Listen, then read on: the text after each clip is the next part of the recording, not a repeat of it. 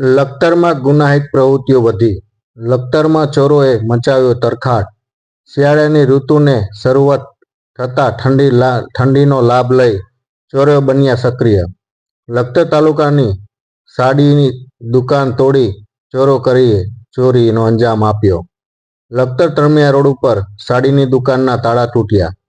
તરણમિયા road ઉપર આવેલ GETCO substation પાસે સાડીની દુકાન તોડી રોકડ રૂપિયા 2000 અને 1.5 લાખથી વધુનો સામાનની કરાઈ ચોરી. લખતર તાલુકામાં ચોરીનો દુકાન માલિક રાત્રિના સમયે દુકાન બંધ કરી શહેર તેમજ ગ્રામ્યમાં રાત્રિના સમયે ચોરી ઠંડીને લાભ લઈ ચોરો દ્વારા બન્યા છે ત્યારે તોડી ચોરીને અંજામ આપ્યો.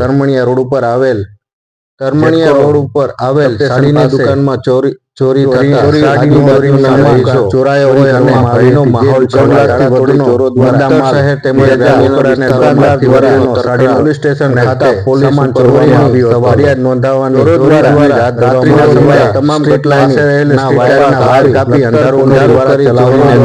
દ્વારા ચોરીને અંજામ આપવા માલિક સવારે દુકાન પર આવીને જોતા દુકાનના તાળા ઘર માલિકને થવાનું ઘર માલિક દ્વારા લખતર પોલીસને જાણ કરાઈ. Lakhtar police station Lakhtar police ઘટના સ્થળે દોડી આવી.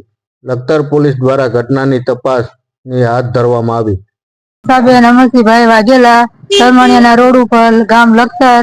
અહીંયા અમારી દુકાન હતી અને 1.5 લાખનો માલ હતો. રાતે આવીને ગમે એ ચોરી કરીને વહી ગયું અને સવારે હું 10 સાડા 10 આવીને મેં જોયું તો બધું ઉઘાડું પડ્યું હતું. અંદર હતો બ્લાઝા, ટી શર્ટ, સાડીઓ, ચંપલ, બ્લાઉઝ ના પીસ, બધું સામાન વહી ગયા.